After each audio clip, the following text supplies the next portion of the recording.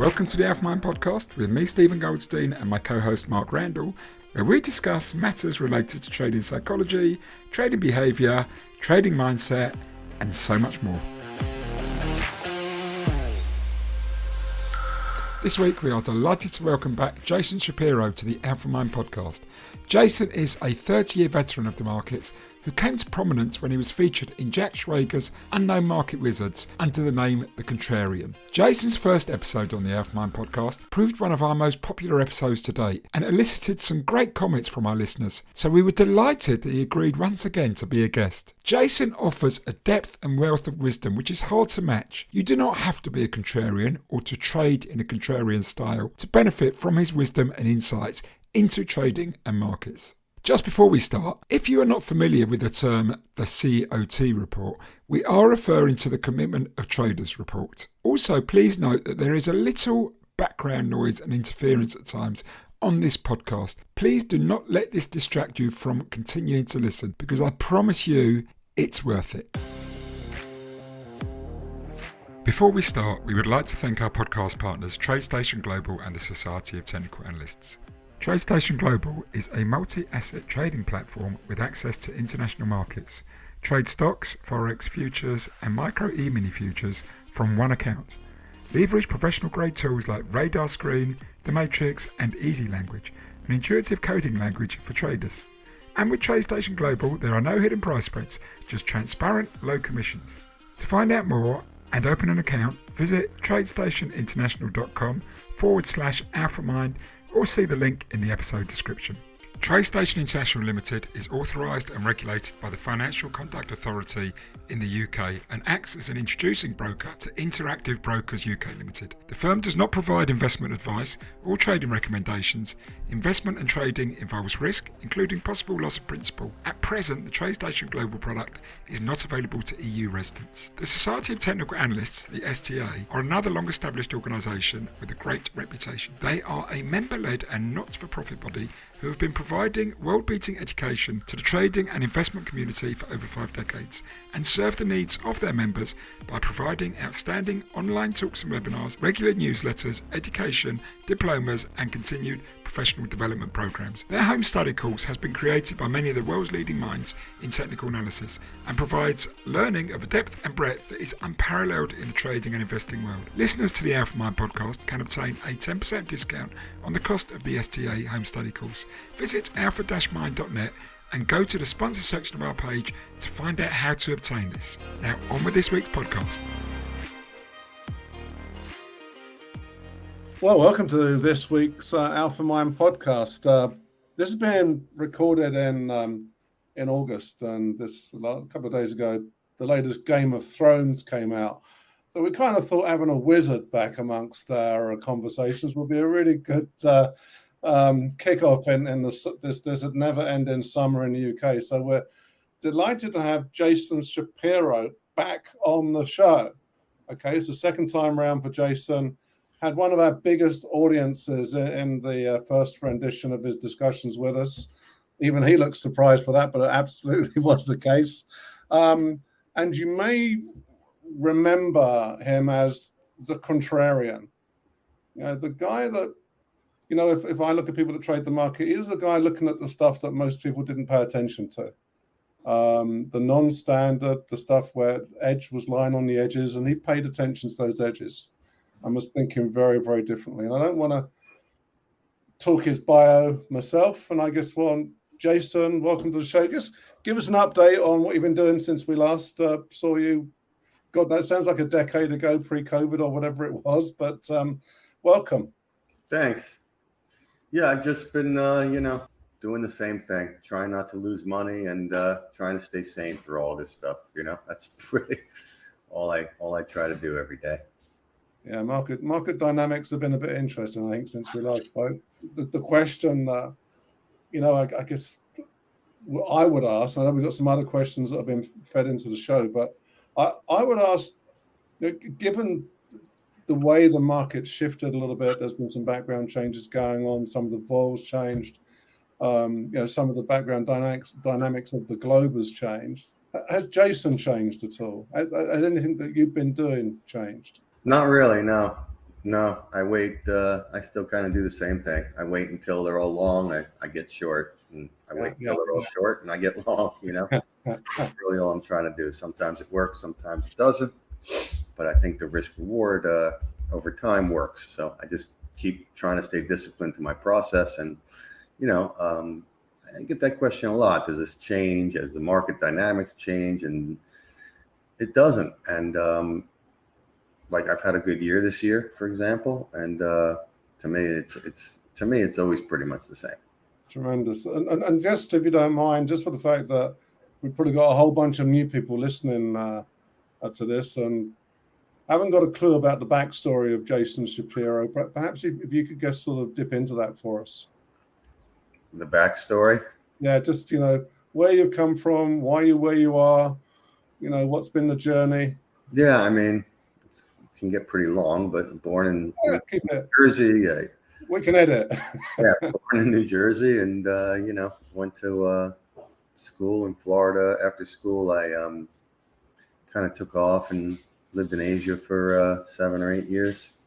I started trading when I was living in Hong Kong, trading the Hang Seng Index. I did that for a number of years. Went to school in London for a year as a way to sort of transition out of Hong Kong and back to the States, and started trading for myself, then slowly started trading for like some prop shops in the US, and kind of moved on to some hedge funds and worked for a pretty big hedge fund for 5 or 6 years, and took what I did there and built it into sort of my own hedge fund that I started and ran for about 3 years, and then kind of quit everything. Took about 1.5 years off and moved out to the country and tried to, I got divorced and just tried to get my head back on straight, and then started trading again about 5 or 6 years ago. Was approached by someone that wanted to let me manage some money for them, and started the CTA, and now I'm running this CTA, and this time I'm doing a little bit differently than I did before. Before I had like a whole bunch of people working for me, and a whole bunch of these big institutional clients, and it was like this constant need to raise money to cover the whole big nut that I had with all these employees and everything. And this time around, I said, I'm not going to do that. I work right out of my house. I work alone, and I have some pretty good assets under management. I have some very, very good clients, and it's a good place to be. I really don't need to raise any more money or anything like that. And I try to put up returns, and that's what I do. I don't have to charge them management fee, so I get like a little bit higher incentive fee because my expenses are basically zero. Running a CTA is pretty cheap. And I don't have any employees, so I don't have to charge a management fee. So I get a little bit higher incentive fee, which is, a bet on myself type of thing. And that's what I do. I sit here and I do that all day and night, and probably will until I keel over in front of this computer. Okay. All right, Jason. Hi, welcome to the AlphaMind Podcast again. And, thanks for that quick intro. And I was just sort of, we're not going to repeat the same episode as last time. So just, I suppose, really to bring up to date with people who weren't on that one. Last time you really talked openly and candidly and honestly about what you did, but also really about the realities of trading. I think that's what a lot of people commented on. You talked about that journey to hell and back more than once, and the pain of losing and the sort of learning experiences you went upon on that journey, and again, how you have to really set out and play the long game. You do. There's no question about it. I mean, everybody wants to make money now, and including me. But the truth is, that's not necessarily how it works. You know what I mean? It's just professional gambling. You have to play the odds, and if you're right about the odds over time, then you should put up positive returns. And there's going to be losses along the way. You could have the odds 80-20 in your favor, but that 20 will pop up, so that ends up being, your whole risk management side and all that. You keep your risk management good, you watch your role, you play your odds, you stay disciplined to that, and over time you can make money over time. People, like somebody just said to me last week, I have this like Discord chat that people come on when they join our webpage, and I talk to them, and that's really what I talk about more than anything else out there. I'm on there not to tell people to get long S&Ps here or short S&Ps here. That's not the game. I'm really there to help people understand these more important things about what trading is. And this one guy says to me, that's great, but I need to make money now. I got this kid going to college. I'm like, well, I don't know what to tell you, man. Like, what I mean? So do I. So does everybody. But that's just not, if anything, that's what's going to kill you, right? The market doesn't care if you need to make money now. That's a great, actually, sort of analogy, because it almost sounds like the guy thinks trading's a cash machine. I think that a lot of people think that that's what it is. They think it's just that how much you're going to make is just a question of how much you're putting into it. One guy said to me too, how much would I need to put in an account to make $2,500 a week? I was like, I would probably put $2,500 a week into the account and don't trade, and then you'll make $2,500 a week. Like, I don't know how else to answer that question. Do you know what? It is incredible, isn't it? And I think that's part of the challenge for a lot of people. They think it's a business like any other business. You open an account, you put some cash in, and it will pay out regularly, like we say, like a cash machine. Right. And there is an argument to say that, if you can make yourself the house, the casino, you're going to get that. But that's what JP Morgan Chase do and Goldman Sachs. I mean, that's exactly really what I try to do in trading. Is I try as best I can to make myself the house. Now, the true house is the exchange, right? Yeah. Take any positions. They don't care if you buy or sell. They're getting paid a commission one way or the other. That's the true house. But from a trading perspective, that's what I'm trying to do. I mean, everybody wants to sell. Well, I'll take it from you. Everybody wants to buy. I'll give it to you.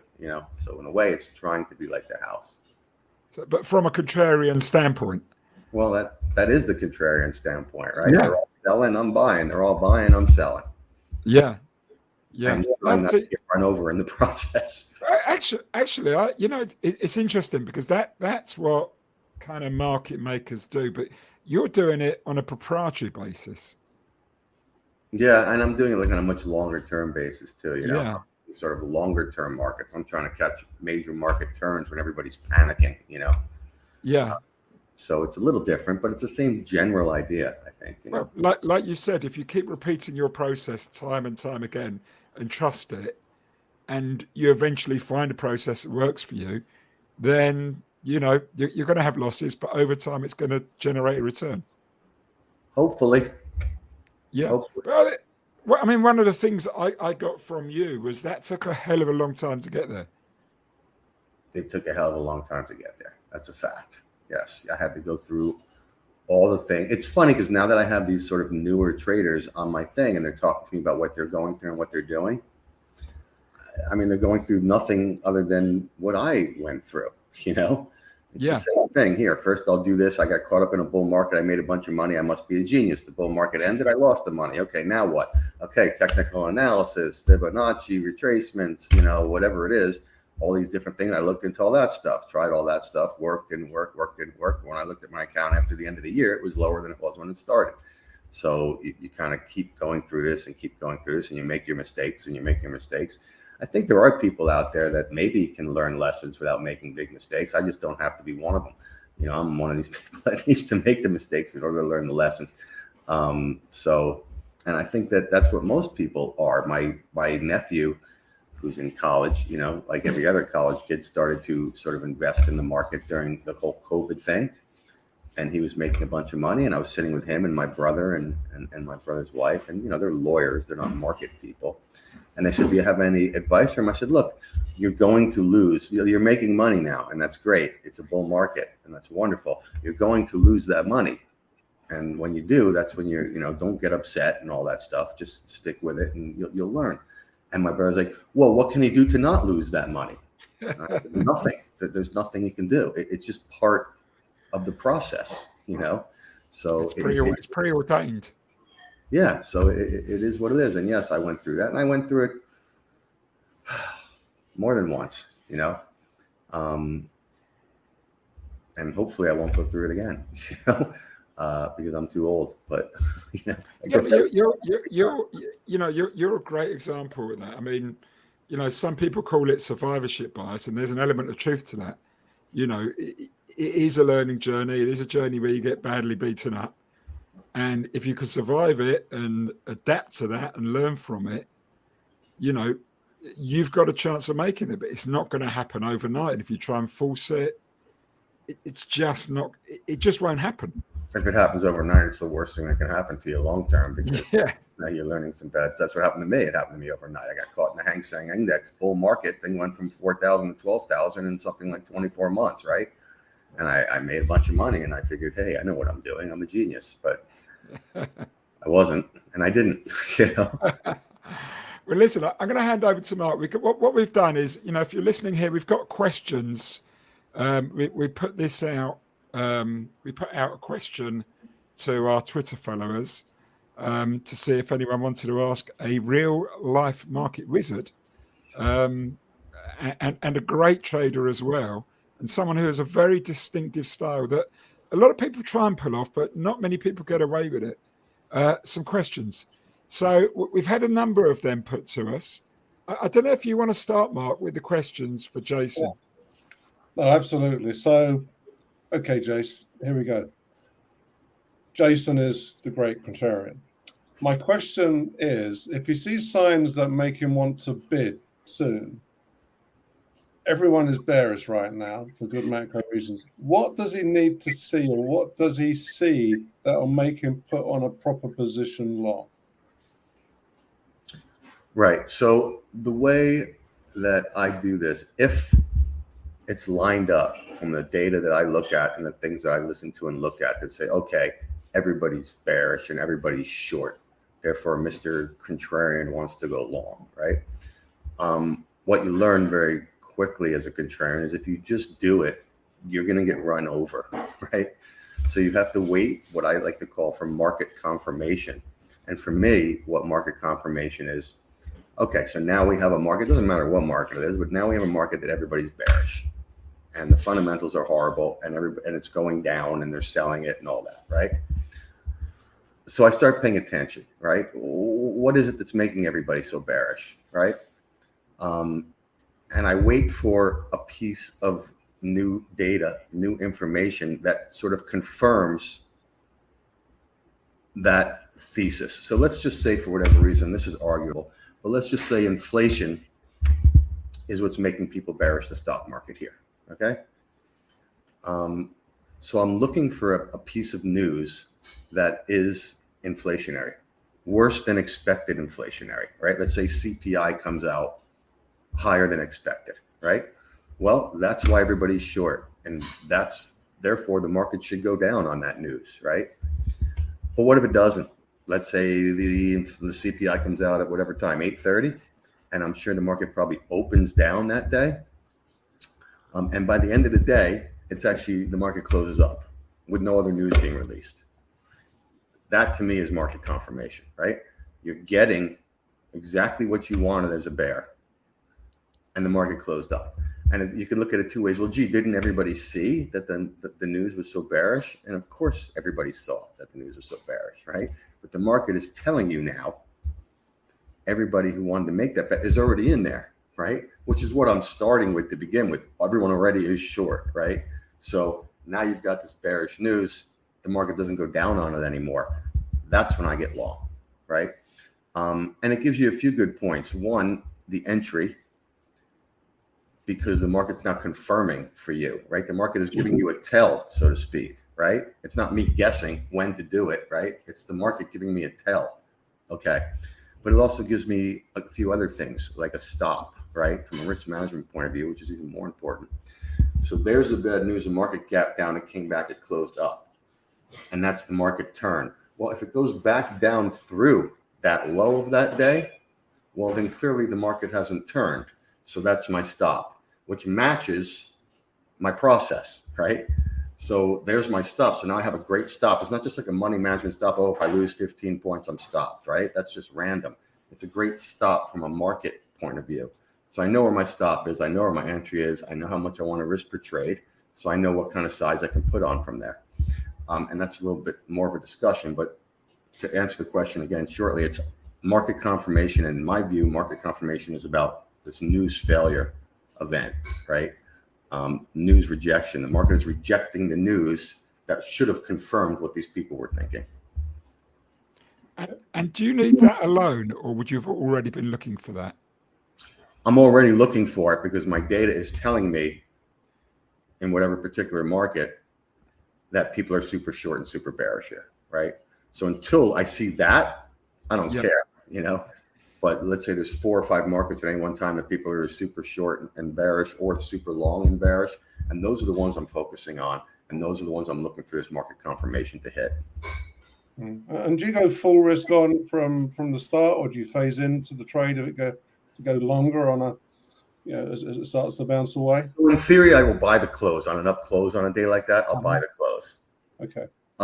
In reality, if I'm really sort of smelling it, then let's say the market does gap down that day, I might try to dip my toe in. Let's say eventually I'm going to buy 50 S&Ps, right? I might buy 5, right? And if the market starts to come back, I might buy another 5, right? And that's really all I'm going to do, because by the end of the day, it could go down again and close at the low, and I'll have to stop out. And I don't really want to lose a lot of money on that kind of thing. But what that will help me do is if it does end up closing up on the day, then I can have a lot more size on by the time I actually get into the trade, because I got such a good price in the beginning, right? And that tends to make up for the days when I try that and it fails and I just have to get out at the end of the day, right? Yeah. If I were going to buy 50 S&Ps on the close that day, I could probably get 70 or 80 on because I bought some early, right? So it helps me with my my return, to risk there. Perfect. And do you have a preset amount for how much you're willing to risk? I do. It's not just a position size on the top of your head. No. It's like I said, I have my entry and I have my stop, and then I back into my position size. So that if I get stopped, for me, it's 70 basis points a trade, which will turn into over time an 8 vol on my portfolio, which is what I'm shooting for. I'm shooting for like an 8 vol and putting up, 15, 18% return on an 8 vol.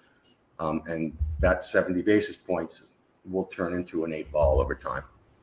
Okay, brilliant. Which is low for a lot of people, Some people don't want to trade on an 8 vol, but to me, I do. So.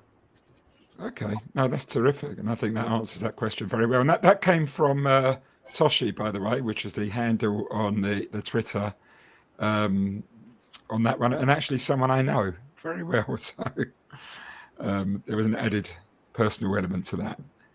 Okay, shall I ask the next one, Mark? Over to you. Okay, so this came from a VJ Kip Harrington, who says, I find the categorization of positioning types overly complicated. I presume he's talking about the Commitment of Traders report here. Yeah. He asks, can you simplify them, and who is the most important group and why? Right. So they used to do just 3, okay? And it comes down to when you open up a futures account, right?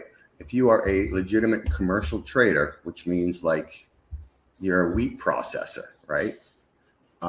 Then you get to put it on your futures account that you are a commercial. And what that gives you is lower margin rates, right?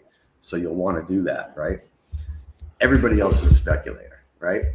Each market has a reportable position size. So if you have X number of wheat contracts, I don't know what the number is, 800 or whatever, you have to report that you have that kind of size on. So they break those down into reportable positions, which are the big traders. And then everybody else is just a non-reportable, or what we call small speculators. So there's commercials, large speculators, small speculators. Now, they came out, I don't know if it was about, I don't know how many years ago, and they started breaking that down a little bit further, asset managers and all this. I've looked at that and I've gone to ignore that. I just look at those 3: commercial, large spec, small spec. And it's really that simple. And the net position of the commercials will be equal and opposite of the net position of the speculators. Large and small speculators added together. So commercials are net long 1 million contracts and speculators are net short 1 million contracts. So that's really the simplest way I can do it. And I think that it's important I personally look at it that simply. A lot of people like to look a little deeper into it. Oh, well, the asset managers are doing this and this are doing that. I don't find a lot of use in that. I keep it as simple as possible. Who's the most important? Like I say, it's the same. You can call the commercials the most important because they will be equal and opposite of what the speculators are, So And is there any way of defining those speculators by kind of proprietary speculators or market maker speculators? No. Anybody who's not a commercial. And we get into this a lot. Who's a commercial, right? Well, with wheat, it's easy. A farmer or a wheat processor, right? But who's a commercial in the S&P 500, right? And they don't tell you exactly who that is, but it's theoretically anybody who is hedging a real underlying position. So I assume a mutual fund would be considered a commercial. Yeah. In that, right? A bank may be considered a commercial, but it gets a little gray with that. And people ask me that a lot, and I wish I had a better answer for who a commercial is in some of these things. My wise ass answer, although it's true, is that I don't really care because it works. Stocks, for example, have probably been my best market over time. So right. Who the commercial is, I probably don't even want to know because it works. And if I knew too much about it, I'd start doubting it and I wouldn't do it and I wouldn't make money. So, that's kind of the wise ass answer, but it's also the true answer. Okay. Well, just a question to me following from that question. If I go back to the many years ago, the sort of when I was a trader, I struggled with it. I tried to read the Commitment of Traders report and I struggled. Maybe it's because I'm just a very simple guy who likes everything very linear and straight and continuous. Well, there's a lot of interpretation required with the COT report. How long would you say it takes someone to really? Did you gel with it straight away, or did it take you a long time to really pick it up? I think it's as complicated as you want to make it. I keep it very simple. For me, I'm picking, market extremes, right? So therefore, I'm looking for extremeness in the data, right? Yeah. So it's really that simple for me. If I'm looking to get long, then I'm looking for the commercials to be super long and the speculators to be super short, right? Anything in between, I'm ignoring, right? So I keep it very, very simple. And I know people get a lot deeper into it, and they do a hell of a lot more stuff. But I try to keep it very simple, and I try to keep it to match what it is I'm trying to do. Okay. And do you use your feel? I mean, do you use a lot of interpretation in it? I guess it's, are there times where you're following the market and you might have more or less the same report as you had a different time where it didn't mean it's bearish? I mean, there must be a lot of overlap and overlay with what's going on. It certainly, does not always work. There's no two ways about it. But when it works big, And it also, I find, keeps me out of a lot of trouble. Being a big contrarian and being a big fader. And I'm the type of guy, one guy will come and tell me he's buying soybeans and I'll want to sell it just for that reason alone. Okay? And that's what gets you run over, right? Yeah. So it keeps me out of that trouble. I will not sell soybeans until I see that the commercials are super long and the speculators are super. I will not sell soybeans until I find that the commercials are super short and the speculators are super long, right? Okay. So it keeps me out of trouble, right? And then on top of that, not only does it have to be there, but now I need the market confirmation as well, right? So commercials can be super short, speculators can be super long, but if it keeps going up and good news comes out and it keeps going up, I'm not shorting it, right? I'm waiting for the market confirmation. So staying out of trouble is, in particular, I think, with being contrarian is a very important thing, right? Contrarians are famous for getting run over, right? Yeah, and you are fighting kind of everyone when you're contrarian. You must be fighting yourself a lot of the time as well. I don't fight myself, but I do fight everyone. Yes. Yeah. No, but I mean, like you said, you've got this like hunger sometimes to get involved, and this is keeping you honest. This is keeping me out of trouble. Yes, it keeps me out of trouble. The trouble that I got into when I was younger, selling it just because one guy shows up at my door who I think is an idiot and tells me he's buying. Right? They can, and what I've learned is people can be right for periods of time, right? Yeah. In the end, they will lose money, right? The vast majority of people will lose money. But for periods of time, just like I did when I was young, someone who doesn't really know what they're talking about can make money, right? Yeah. Yeah. So you have to be very patient. It's all about patience. And sometimes you miss some trades. Okay, so what? You know what I mean? I miss trades every day. I have 38 markets that I trade. I have 3 trades on right now. Okay, there's 35 markets that move today. that I didn't make any money on, you know, so what, you know, to me, it's all about losses, right? Gains take care of themselves, right? It's the losses that you have to stay away from and manage, right? Yeah. So the commitment of traders really helps me do that, I find. And that's why it's good for me. It might not be good for everybody, but that's why it's good for me. Okay, terrific. Well, listen, thanks for that answer. That was great.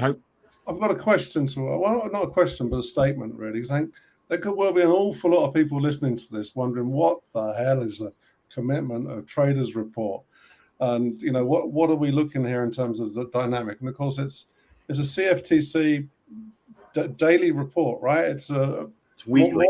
It's weekly. Now, more for the American market. It's not. I don't know that it's there in Europe, is there? I don't think there's anything like that in Europe. Started to add things because of the merger of the exchanges. Yeah. Okay. You know, so like Brent, right? Okay, we've got some of that stuff coming on board. Yeah. Traders, right? On the CME and yes, because of the merger. But I only trade, I think it's 38 markets that are U.S. U.S. markets that are, it's the U.S. markets that have enough liquidity that I can trade them. Yeah. So it's a weekly report. The only anyone can get access to it. Oh yeah, it's free on the CFTC website. Yeah, so CFTC website for people to want to look for it. It's we have charts on our thing, by the way. We developed charts, which I like charts visually, right? Mm-hmm. So I used to buy sort of COT charts. Mm-hmm. Very cheap, I don't know, $70 a year, something like that. And I searched the internet and I found one group, the best one that I thought the best chart. And there's some people do it for free. They just happen to stink. There was one group I found that did some really nice charts, and I was buying those for years. We've now put together charts that I can tell you I didn't do it. My partner did it. They're great. He put together great COT charts. So I just rely on what he's put together. Yeah. But you can get online and download the data on Friday afternoon for free and create your own charts, you know. Cool. And it's the weight of the market, right? It's the number of longs versus number of shorts for the various trader types across the particular product. That's all it is. That's all it is. Straightforward, simple. This is the net position in commercials long. Well, you can create the net, but here's how many are long, here's how many are short. Here's these large speculators, here's how many are long, here's how many are short, and here's the small speculators. I found it immensely useful in my career. And I guess, as I think you said, keep the analysis simple and you won't go too wrong. But it's there, open source. So, guys, if you're listening, then check it out, because these little secrets, so-called secrets, they're not. It's, if you look hard enough, there's stuff to find that can really make a difference to how you trade. And that's very important. I mean, I've had people tell me, when I used to raise money and all that and meet all these asset allocators and stuff, I had many of them tell me, oh, we've looked at the commitment of traders. It doesn't do anything. There's nothing there, no value there. Okay, fair enough. I haven't had a down. I've traded nothing but off the commitment of traders report for 20 years. I haven't had a down year in 20 years. So I'm thinking there must be some value there. You know what I mean? But if you don't think there's any value there, then that's fine. And maybe there's not value for certain styles of trading and there's value for me. And again, I don't think it's a magic thing, right? I've had plenty of losing trades. More of my trades are losers than winners, okay? But the winners win big and the losers lose small. And to me, that's ultimately what you have to do in this game, right? I wonder if a lot of those people are sort of, that they're trying to quantify it, because it doesn't seem to lend itself to quantifying. It lends itself to sitting there and actually doing the hard work, analyzing markets, following it, seeing what it's telling you, at the same time as trying to understand what the market's telling you. I mean, I'll say this: when I ran my CTA, when I left the hedge fund for business purposes, and this is one of the reasons why I closed it all down. Everybody pigeonhole you. A lot of these asset allocators pigeonhole you. So we had to get pigeonholed into we're 100% systematic. So I ran it as 100% systematic off the COT data. Okay. And it didn't do anywhere near as well as it does by not doing it systematically. Like now, I run the same exact system that we ran there, but I use discretion on top of it. Right. Because I sort of have learned, and there's nothing that beats time and experience, but I've learned over time where the holes are in the system, right? Where the possible issues are in the system. And so I won't take a trade that my system doesn't say take, but there are trades that my system takes that I will not take, right? Yeah. And sometimes I wish I did, right? But a lot of times I'm glad that I didn't, right? Yeah, but It's this combination of sort of system and discretion. I think that has really, like, since I restarted 6 years ago, my returns in the last 6 years versus my returns when I was running it systematically, they're not even close. And that's experience, and that almost goes back to that, that trying to have the market as a cash dispenser. You have to put in the sucks. hours. I'm 55. I've been doing this for many, many, many years. I've just been doing just the COT stuff for 23 years, right? Yeah. So it sucks that you need experience. You know what I mean? Everybody wants, well, I want to know how to do it now. Okay. Yeah. I started playing guitar 2 years ago, right? And it's funny because the questions that I ask my teacher and the frustrations that I go through while learning guitar, I hear in myself exactly what people who are talking about learning the trade are. I'm like, well, I want to be, Eddie Van Halen now, right? You want to be playing Madison Square Gardens, right? Yeah, I mean, I'll sit here and I'll play for 8 hours a day, right? I want to learn, how to arpeggiate, seventh chord, okay? And I'll sit here and do it for 8 hours a day if that's what it takes. Okay, but 8 hours a day isn't going to do it, right? What's going to do it is you have to get out and play with people and get on and play and jam and play and make mistakes and learn and see where things. I feel like such an old man saying this stuff, but there just is no substitute for experience, unfortunately, right? And that's the thing, if you want to be doing this job and earning a living from it, you have to put in, the hard yards, and you have to put in the time and the commitment, and just like anything, right? Yeah. But as you say, a lot of people, they hear these adverts and they see these adverts, and they think there's just a simple buy sell button. They do. You see them on YouTube all the time. You see them on the internet all the time. Hey, I turned $10,000 into $10 million in 9 months. Join my webpage. Okay. Why not? I'd like to do that. I'd like to turn $10,000 into $10 million in 9 months. It sounds great. And if you don't know, sometimes we forget, because you were a trader for a long time. We've been doing, you forget what it looks like to people who are not involved in this. Oh, yeah. I can go back to, myself and Mark, I'll speak for myself, both dinosaurs, but I was in the penny share craze in the mid 80s. Right. And we thought, this was going to be a tap. You just keep buying this crap. And hey, got friends are buying their cars and spending money and, and they're barely out of school. So we've been there and we made that, same mistake. Right. We'll return to the podcast shortly. The AlphaMind Podcast is sponsored by TradeStation Global and the Society of Technical Analysts, the STA. TradeStation Global is a multi-asset trading platform with access to international markets where you can trade a range of instruments from one account and leverage professional-grade tools like RadarScreen, The Matrix, and EasyLanguage. And with TradeStation Global, there are no hidden price spreads, just transparent, low commissions. To find out more and to open an account, visit tradestation-international.com/AlphaMind or go to our website alpha-mind.net, or see the link in the episode description. The Society of Technical Analysts, the STA, provide world-beating technical analysis education programs and offer outstanding membership services. AlphaMind Podcast listeners can obtain a 10% discount on the cost of their excellent home study course and home study course with a diploma package. To find out more about this offer, go to our website alpha-mind.net or see the link in the episode description. Now back to the podcast. The next question, so it comes from Ninjendi, or Ninjendi, I'm not sure how to say it, at Narcissus Ninja.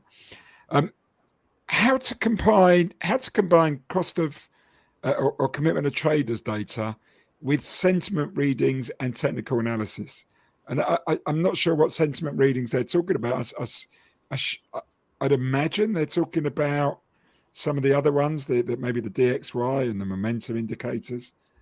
Yeah, I mean, there's all kinds of sentiment stuff. AAII, the CNN bull bear. There's tons of them. So how to combine them? I mean, that's kind of up to you. The way I personally think, the more things are telling you the same story, the more powerful it is from a contrarian point of view. If the COT is saying it, that's one thing. If the COT and 5 other sentiment things are saying it at the same time, that's even more powerful. I personally like to, and people always laugh at me for this, but I personally like to pay attention to what the people on TV are saying all the time, right?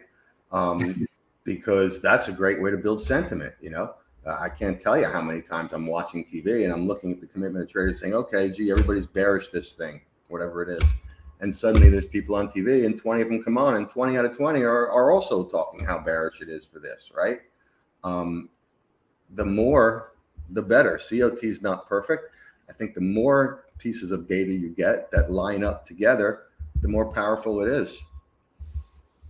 Yeah, and that's really when I tend to, like you asked me before about, well, when I'll put the trade on, you know, if it's just COT that I'm kind of reading, then I'll usually wait until the close, right? But if I'm if I'm sitting here and I want to buy this thing and this bad news comes out and these people are coming on TV all day saying, this is so bearish, this is so bearish, then I really will start buying earlier. I can't help myself, right? So I think looking at all of it is great. And I'm sure you could systemize it all too, put them all together into one big oscillator, right? Why not, right? Test it, do whatever, right? But the more, the better. I remember hearing, it was Howard Marks, one of Howard Marks's interviews about what he did in 2009. And he said he just shut his eyes and bought and prayed. He said it just felt so bearish. Yeah. You know, and he said it was he was as nervous as hell. Yeah, he's a billionaire one way or the other. What is he? Okay, shall I hand over to you, Mark, for the next one? I think it's Nick. Yeah, so Nick, zero, loads of numbers. Right, here you go, Jason. The Turtles had a strictly rules-based system. Now, Jason always talks about discipline and following the process. Could Jason reduce his processes to a set of rules like the Turtles? As he always talks a lot about discretion and no rules last forever. So, I mean, that's my set of rules. The COT shows everybody short, right? Bad news comes out, the market doesn't go down. That's my rules. I buy. I stop against that low. I get out when the COT goes back to neutral. That's all my rules right there. Yeah. And then my other rule is don't break any of those rules, right? Which is the hardest part, right? Because the markets are open all day and there's all this exciting trades that you can try and do. But those are my rules. And like I say, I systemized it, but there's some issues with systemizing like the COT data because you have data, you're turning it into an oscillator. That oscillator has to have a look back period, just like any oscillator, right? Like if it's an RSI, it's either a 14-day RSI, a 21-day RSI, 100, whatever you want to make it. If I'm making an oscillator out of the COT data, I have to pick a length, right? And clearly what you do is you back test it and you optimize it and you pick that length. But that length, while may have been the best one for the past, doesn't necessarily mean anything for the future, right? So that's really where the weakness of systemizing is to me, right? So that's a question on that. You mentioned about until the COT data goes back to neutral, right? A moment ago. Right. I guess you mean when you know the positions are equivalents. When my oscillator goes back to 50. Okay, so when your oscillator goes back to 50. Yeah, okay, I'm out. That's your stuff. That's okay. And what I have found was I would make more money, I think, if I rode the whole thing. If I bought it when the oscillator, let's say, at 0, bought it, I get out at 50. If I rode it all the way till it went back to 100, and then, you know, when I was looking to get short, I would make more money over time. But I found that once you get past 50, there's a few reasons why I don't do this. And this is why I encourage people to not trade as I trade, right? But a few reasons. One is once it gets past 50, the sharp goes down sharply, right? All of a sudden the volatility goes up much more than the extra return I'm getting, which I don't want, right? But I think even more importantly is, you know, I have a business, right? And my business has a product, right? And my product is this contrarian thing that, of course, ends up having negative correlation to everybody else in your portfolio. So if you have a portfolio of hedge fund returns and you need something negatively correlated to that, it's kind of hard to find. Mine does that. And once my oscillator gets past 50, that means sort of the trend followers are getting long and all that, right? And my job is done. I caught that move from whatever, 10 to 30. And if it's going to go from 30 to 60, they can have that, right? I've done my job, and now the trend followers can take over and do their job, right? So it might be more profitable to do it the other way, but both from a return to risk thing, which I care about, and from a what I am doing for my client thing, right? That's my job. Okay, two things to add there. It sounds like Nick is asking how easy it is to systemize this. I'm getting a sense that it's almost impossible because you're using a lot of interpretation. You talked at the beginning about watching fundamental data releases and then assessing what the market did following that release. So there's a lot of judgment over what some of the macro indicators going on. There is, but you can back into that. Truthfully, if you really wanted to, you could try to back into that. First of all, someone who's a really good programmer could probably do that whole thing where they search the internet for news things and somehow give it a score and therefore come up with an expected return for the day based on that score and see when it falls out of that expected return, the market's telling you something, right? There are ways to do that. There's a simple way to do it and just say, oh, here's a day where it was down X percent during the day and closed up on the day, a classic sort of reversal hammer day, right? Right. And you assume that the reason it was down that much that day was because some sort of bad news came out, right? And then it had a reversal you could buy. You could use that as a news failure day. There's ways to do it. Yeah. I just find that I do it. So why do I need the system? Okay. And I guess that day would have big volume as well, which would also be another indicator. Do you look at volume? No, that's right. There's all kinds of things you can do if you really feel like doing that. And we did that, and I ran it systematically. But and it was not that part that was the problem. I found that the problem was, again, in the look back to the oscillator became an issue. The other point I wanted to just comment on your answer there was when you talked about, not staying long past 50. That reminded me a little bit of the Big Short story. The guys didn't hold their short all the way down. They got the meat out of the move. They got it when it was cheap. Yeah. And then that was where their edge was, being contrarian to that story. They didn't stay with it. Once they made their money, and they made, ridiculous money. And the thing it reminds me of is a comment I used to hear often, back in my trading days. Always leave a little bit of money on the table for the next guy. And it's like a check on your greed. I mean, I think your point of that was where their edge was. That's the point, right? Yeah. My edge is picking the turn. My edge is not riding the trend, right?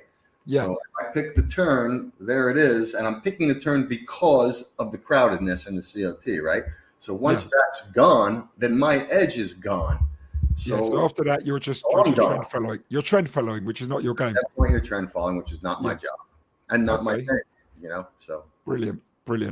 Okay, so we're going to the next question, and this comes from blank. I don't know if that's a name or if I just copied a blank name at finance_feed. So the question is in two parts, and this is from one contrarian to another.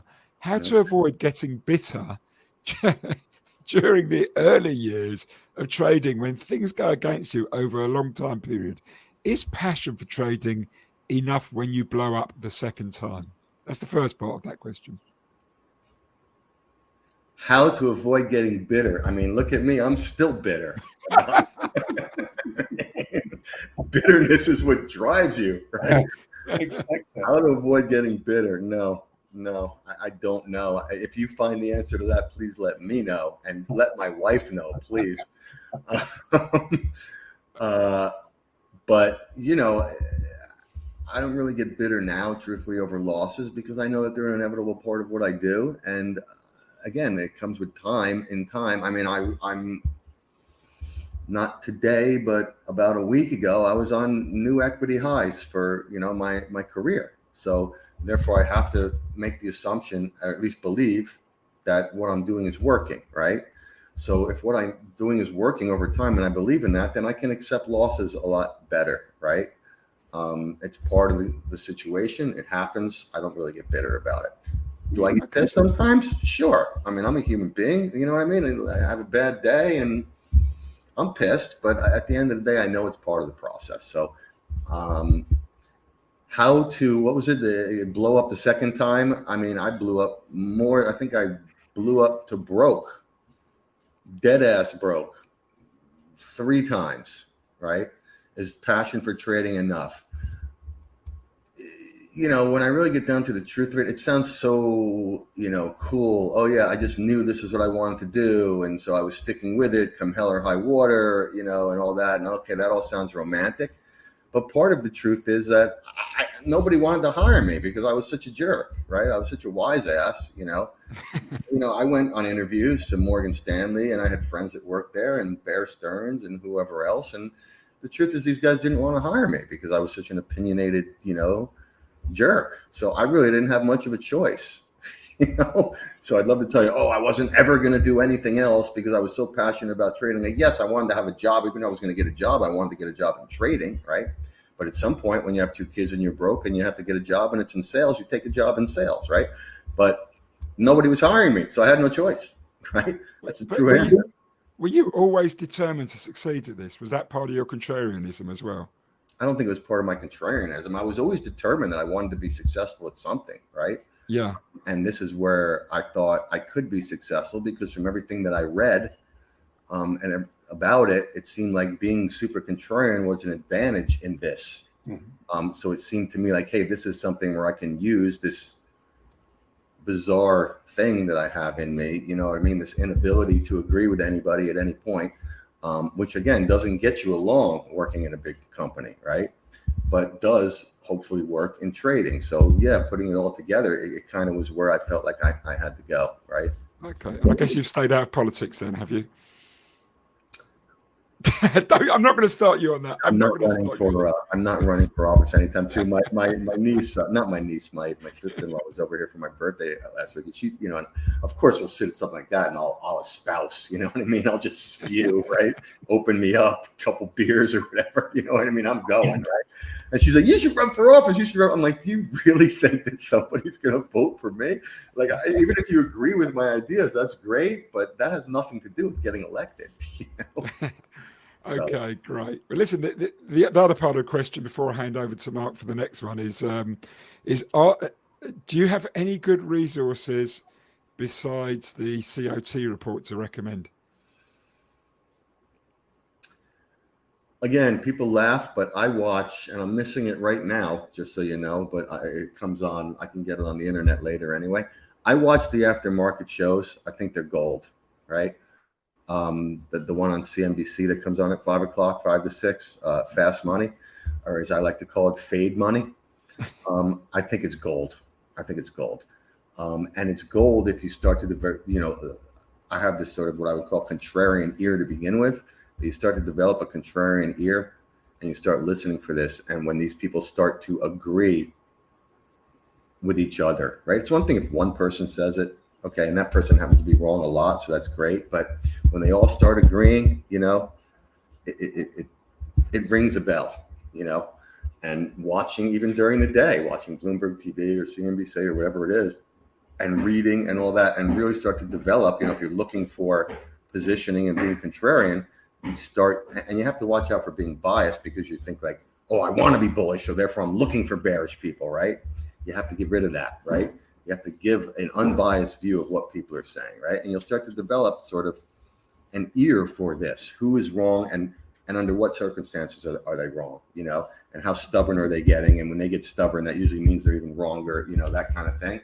So all of these things are good. Reading, listening to the TV, right? I think they're all good for developing that contrarian style.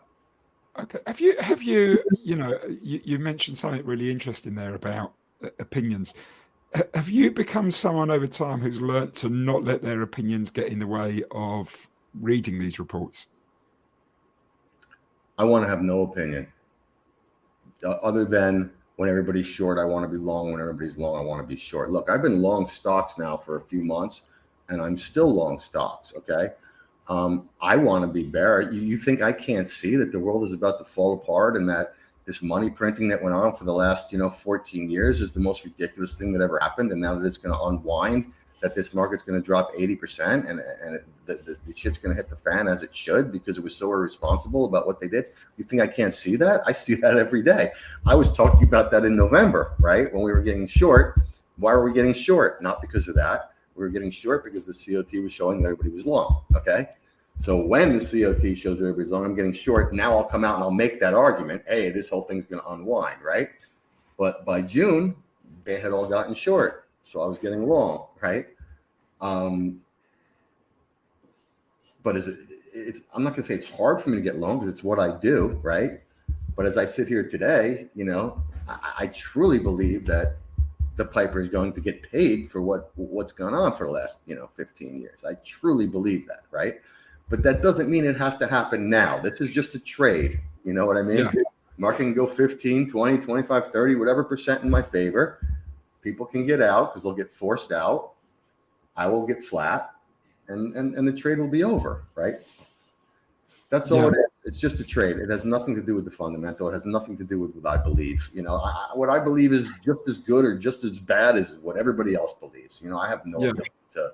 But that's an art, isn't it? I mean, sort of, and a really hard art to put, to sort of, banish the big picture from your mind so you can just follow on what you're reading in front of you is telling you about the market's position. Would you say that was something that became easy to you, or? I think you learn it over time. Like, you have to be as egotistical as I am. Okay, you have to have no ego. You know what I mean? Like, it's not about that. You have to look at it like, if I can see this, then everybody can see it, right? You're not going to tell me, oh, I can see that there's a recession coming up. I can see that you guys over there are having issues with fuel and all that, right? Who the hell doesn't know that? I mean, am I telling you something new? And if I'm not telling you something new, then what's the edge in making money out of that in the markets that are discounting a discounting method, right? They're just not. So I believe so strongly in that statement that I have no problem just doing my thing, right? I have a client who was very close with Druckenmiller for a long time. And he always tells me, he goes, Druckenmiller used to write up these quarterly things about what he thought about the economy and the world. And he was wrong all the time, okay? Consistently wrong. And he made money every quarter, right? Because what he did and what he said had nothing to do with each other. Yeah. Right? Yeah. You have to do that because you're not, I've been saying this a lot lately, but you're not smarter than everybody else. Combined, the price of an asset is everybody's opinion combined, right? Yeah. You might be the single smartest person, but you're not smarter than everybody combined. You're just not, okay? Nobody is. And I don't think it's hard to understand that. You can think you're the smartest person in the world. God bless you. Maybe you are. You're not smarter than everybody combined, okay? So that whole idea of is just... And that is wisdom. That is wisdom. I can get away from that all day long. I don't have to trade my opinion at all. My only opinion is when everyone gets short, I want to be long. When everyone gets long, I want to be short. That's my only opinion. I'll have opinions on a million things and I'll steal all day long, but I'm not trading off of them. Stay off Twitter then. Yeah. Mark, over to you for the next question. Okay. Here we go. So, Jason, what do you think of the paradox where sometimes so many people go contrarian that they are actually contrarian themselves, contrarian of the contrarian, in brackets? How can you identify when retail are generally all thinking the same thing? See, this is the beautiful thing about the Commitments of Traders report right there, because it's actual positioning, right? Okay. It's not just people talking, oh, I'm bullish, oh, I'm bearish. It's actual positioning. So if retail starts to do whatever, it's going to show up in the Commitments of Traders report, right? I think you hit on exactly why the Commitments of Traders keeps me out of trouble. Actual data showing actually long and short. And this is the problem with just getting back to what someone had asked earlier, just sentiment things, right? Sentiment things that are a poll. Are you bullish or bearish? Oh, I'm bullish. Oh, I'm bearish, right? That's one thing, right? Positioning is a whole nother level, right? Because you can't argue with it, right?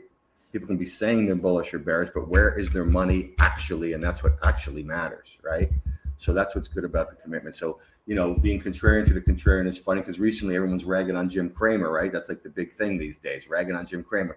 To me, it's gotten to the point where Jim Cramer is almost like the guy you want to go with at this point because so many people are trying to fade him that it's time to be contrarian to the contrarian and go with Jim Cramer, right?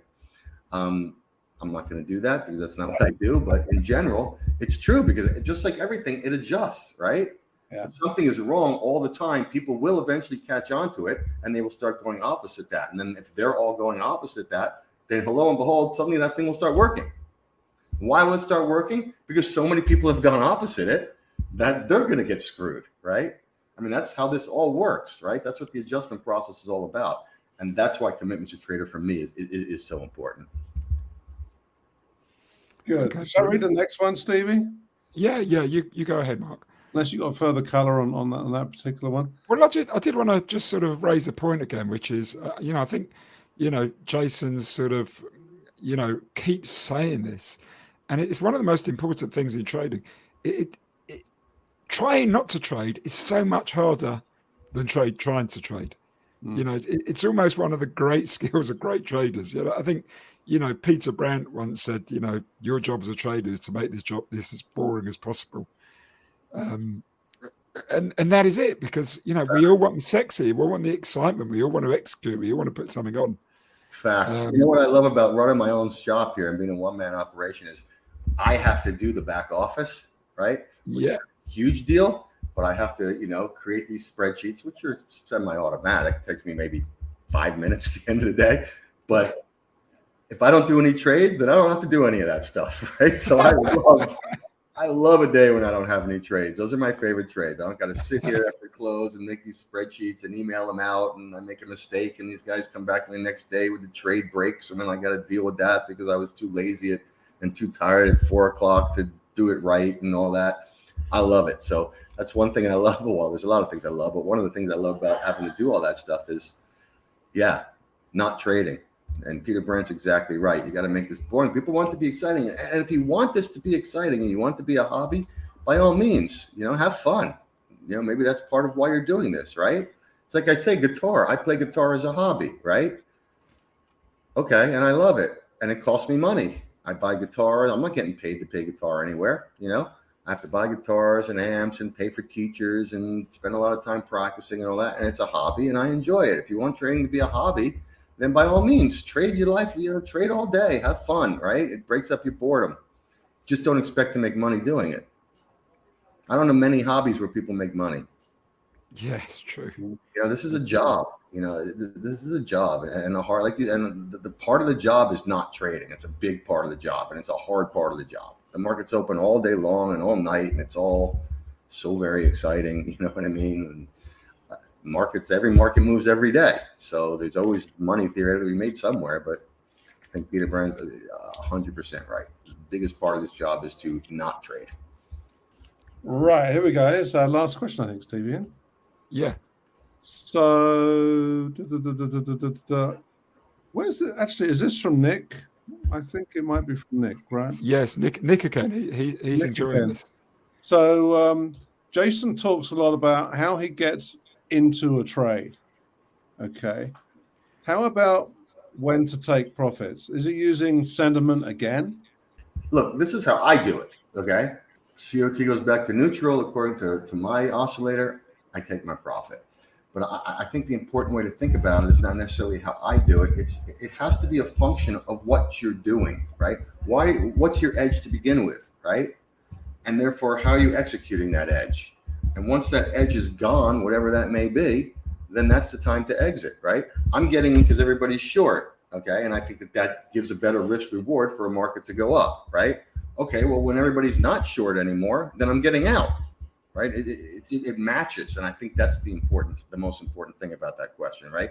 Yeah. That's how mine is based on my process, but yours should be based on your process, right? Absolutely. I mean, I'm not, of course, advocating in this particular podcast that this is a podcast to listen to Jason's model and copy it. This is a podcast to understand that actually, these are various ingredients you may want to look when you're formulating your process and your methodology and your trading style with your risk parameters and your affordability and your vision and your learnings and everything, right? So, and that still may create a successful outcome, but we're not saying it's a copy and paste situation. It's not, and it's dangerous to think that it will be. Truthfully, it's the most. People say that to me a lot now because I have this web page and we talk about, aren't you giving up your secrets? So I'm like, look, I can hand you what I'm doing, okay? Yeah. And 99% out of 100 people are going to lose money doing it anyway. All right? There's a lot of good trading philosophy and wisdom here that can be applied to people who are pro-trend, who are trend followers. That's absolutely right. It's not, we're not just listening to someone talk about being contrarian. we're talking about someone who's a trader, and there is a lot there regarding process. I mean, if you're a trend follower, okay, which I'm not, right? Then you're buying something because you have defined what a trend is, right? This isn't what an uptrend is, whatever it is. It's above the 50-day moving average. It's broken out of the 18-day high, I think is what the turtles did or something. Right? Whatever your definition is, that's why you're getting in. Well, when that no longer is the case, then that's when you get out, right? That's how it has to be. When your definition is this, well, when your definition is gone, then it's over and the trade's over and you get out. That's what I do, and that's what I think everybody should do. But it's all a function of your process and your edge and all that. Yeah, and it requires that commitment of traders, but of course it requires your own commitment to be bothered to do this stuff, right? Because it's not easy. You need to do the work. You need to be patient. Like the guy asked about, how do you stop sort of beating yourself up? Well, you're going to expect to beat yourself up because you're going to be failing, and you just need to learn to get through that because trading's like that. It's very, very, very, very difficult to make money in the markets. It's just a fact. So if you think get away without ever losing money, you're in the wrong place. Yeah, you ain't going to be smarter than the market, that's for sure. This is a very, very difficult thing to do. It's no different than going to the casino and beating, the blackjack table. There's zero difference, right? So, the house has the edge. You're taking the house on. You've got to find a way to beat them. You've got to find a way to get the edge on your side. Right. So blackjack's a good example. You count cards. That's how you get the edge. There is a way to get an edge in blackjack, right? And then you've got to go aggressive. You've got to play. You've got to have an approach. Right. You count cards. Yeah. But even if you count cards, right, you have to be disciplined to the process, right? Just because the count's in your favor doesn't mean that you're not going to get a bad hand. So you got to manage your bankroll correctly, which is risk management, right? And sit there and over time count the cards and stay very disciplined and keep your bet size right. And over time you should collect if you were counting cards correctly, right? Yeah. To me, that's really what I'm doing, right? I have 38 markets. I leave it as 38 tables, right? I'm counting cards on 38 tables, right? When 2 of the tables come up, I'm placing the bets there. Realizing that just because the count's in my favor doesn't mean it's a guarantee. So I'm watching my bet size, right? That's all it is. That's all it is. And you get frustrated if the count's in your favor, but the guy, the dealer happens to pull blackjack when you have a 20. It's maddening, but it's part of the game. I mean, it's part of the game. And if you're counting cards correctly, then over time you're going to make money. So you just realize that it's part of the game. And that comes back to what you said at the beginning. Keep repeating it. Keep following it. Over time, you'll make money. And this isn't just a message you say. I think we had Linda Rashke a few months ago. She was on. She said something very similar. As long as you've got a process, as long as it works, even if you have a big drawdown, it'll come back if you go back to your process, stick and apply your edge. It's and that's why I secondhand what I do to a person, and it doesn't mean that they're probably not going to make money anyway because they're not going to stick to it, right? They're going to do other trades, right? Because they want to, it's boring, right? They're sitting here, they're going to do other things. They're going to get in when they weren't patient enough. The COT said that everybody was short, so they started buying. And then the market went down another 15% before you really got a market confirmation to buy, right? There's all these disciplines. It's really more about that than this, People are like, well, what's an edge? I go, I don't think this is an edge. I don't think this is an edge. I don't think this is an edge. I don't think this is an edge. Although at the same time, I think they can all be edges, right? Flip a coin, you know what I mean? Heads or tails, up or down. If your risk management is right, then anything can be an edge. You want to be I personally don't trade technicals, but if you want to be a technical trader, great, right? But it's all about your risk management and your discipline. The rest of it is garbage. So. Absolutely. Listen, this has been great, Jason. And your passion is, like last time, it's coming through. The screens, the microphone. How about a shout out for the Crowded Market Report? Could you just tell our audience a little bit about that? So when I was put in Market Wizards, all of a sudden, all these people started to hit me up. I was getting things on Facebook and I was getting things on LinkedIn and all. Hey, can you teach me how to trade? Can you mentor me? Can you this? And truthfully, I had people that helped me and I had mentors, and part of it is you're supposed to be passing that on, right? That's part of life. And it's always been sort of a part of trading, right? but I can't have 200 people, because, I have a job and I have a family and, there's only so much time in a day. So I was saying that to these people. And one of them said to me, well, look, if you really have all those people, then why don't we start a web page where they can all gather and you can sort of talk to them there. And so that's what we did. And he did it, truthfully. Then he started this crowdedmarketreport.com, and a whole bunch of people signed up. And I write a newsletter on the weekend, which I've always done. It's my newsletter that used to be for me only. When I worked at a hedge fund, I used to go out to the PMs that worked there. When I had my own fund, I had a few clients who were hedge fund managers. I was managing their personal money. It went out to them. Everyone always kind of seemed to like it because it offered sort of a different view on things, which is always a benefit. Whether you use it or not, at least it's something different, right? What's the use of getting the same thing all the time, right? So we started putting that newsletter out every Sunday. I put it out. And it sort of talks a little bit about my process, and here's the commitment to traders data, and here's how I'm reading it, and here's the trades that I'm looking to make or making because of that. But I try to say to everybody, but don't do this just for that, because really I talk a lot more about what we talk about: discipline, process, all that, right? That's what's going to help you. I don't want to, as they say, give you a fish. I want to help you learn how to fish, right? Because one day I ain't going to be here, right? Maybe I give you the greatest trades in the world, and that's wonderful, but one day I ain't going to be here. What are you going to do then, right? So along with that newsletter, which is what I always thought this was going to be, he's put a Discord chat on there, which I don't know if you know what that is. I never knew what that was until he did this. But, basically everybody that joins gets on this chat, and I have it on my computer all day, and we talk all day, and which has become super cool because we have, I don't know how many people on there, a couple hundred people, and a bunch of them are traders of all different levels, right? But they're putting their ideas on there too, which may or may not be what my ideas are, right? And I know that they're talking to each other. They have private little chats that you can do with each other, and they're helping each other as well, right? I'm putting my 2 cents in there, and they ask me questions about this, that, and that. And it depends on their level of, how long they've been trading and all that. And everyone's at a different place, but they talk to each other. They help. Some guys are on to technicals, and so they all talk about technicals with each other. I can't help with that because I'm not a technical trader. So it's become kind of this cool little community thing. So, and we tried to keep the price super low. I don't make any money off of it between me and you. The money that comes into me goes to a charity. The money that comes in from my partner, he's really the one that does the work. So, he's getting paid because he does a whole hell of a lot of work to make this thing happen. So, we try to keep the price very reasonable, and that's what it is. It's been cool. It's really been cool for me because it's like a whole nother level. You're talking about, it's boring. You're sitting there all day. You're not trading and all that. Well, I get to go on here and we get to have these chats, and we, sometimes we'll just talk about, hey, this is the greatest Led Zeppelin song that I've ever heard, right? When we're bored, yeah. Right? Or, one guy's from Sweden, and so everybody starts asking him about, why are the girls in Sweden so beautiful, and how can I meet them, right? So it really helps get through the day, and it's been interesting. I met a lot of super interesting people on there, and it's been a lot of fun, I got to say.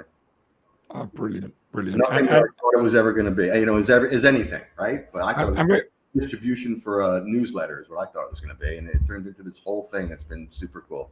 Okay, and we'll put the links of how to find out more about that on this on the show notes. Cool. But it's crowdedmarket.com, is that correct? Or crowdedmarketreport.com. Yeah, or just Google it, Crowded Market Report. Listen, this has been brilliant. Mark, anything you want to add? I guess to start to conclude, obviously, tremendous dialogue again, Jason. Like I say, you blew our volumes the first time around. I think you're going to be doing the same this because it's a non-standard conversation about stuff that people are probably just not aware of, just to incorporate into their journey of understanding this thing that's going to always frustrate them, right? There's stuff in there that's going to come out like a black swan and come at you at a speed that you've never known possible. That's still going to kill you from time to time, and it's how you recover from that, how you learn. And then treat everything as a process, even the wins. What do you learn from winning, not just what you learn from losing. Well, I think one of the big points is really what you talked about at the end about your report. Joining a community and sharing ideas and being part of a buzzer community and the support process of community is really, really important. And I certainly would encourage people And a lot of people out there in trading land are sort of siloed and, trying to scrape around to find the value in this difficult world and picking up stuff on the internet that's just absolute crap. And we see crap at a huge rate of knots about all these balmy ideas about, Lambo in 2 minutes and whatnot. So, going to golden source, going to quality, really important. So they should seek you out. They should seek out the Crowded Market Report. And I think we're going to look forward next time you're having a show where you're going to do a rendition of some Pink Floyd song. We'll keep your promise to that. But I'm working on the solo for Comfortably Numb right now. There you go. So absolutely, we should listen to that in the next time on. Hopefully by next time I'll actually be able to play it. But I think when we had you on last time, I ended with the quote from John Maynard Keynes because it's still as relevant as ever, right? This story that market can stay irrational longer than you can stay solvent. Amen. Amen. Keep it in the back of your head. It's nasty. It's not going to get any easier, but you can be a bit smarter about how you do things. And hopefully they picked up that insight from you today. And they've got some things to go and look at, right? And be inquisitive and curious.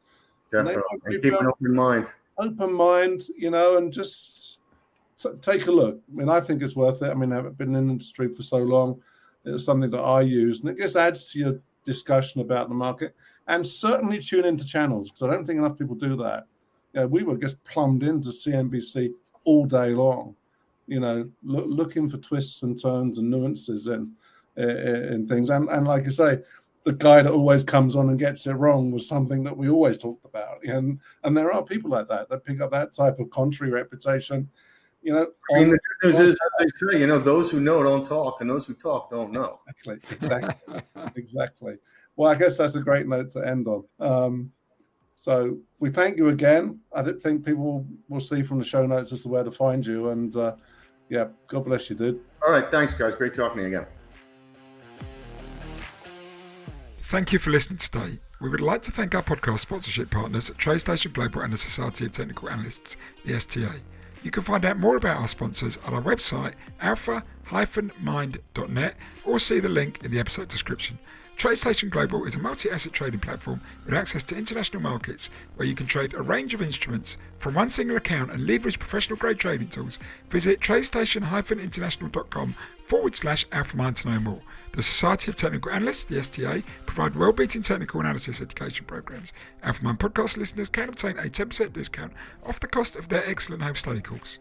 We hope you enjoyed this episode. If you did, we'd appreciate it if you could leave a friendly review or provide a rating for the show on whichever podcast service you use. You can find out more about us at our website, alpha-mind.net. You can follow us on Twitter at AlphaMind101 and at AlphaMind102. And you can connect with me, Stephen Goldstein, and my co-host, Mark Randall, on LinkedIn. You can also follow us and can check back over some of our past episodes on the AlphaMindPodcast.com. We wish you the best of luck in the markets. Have a good week.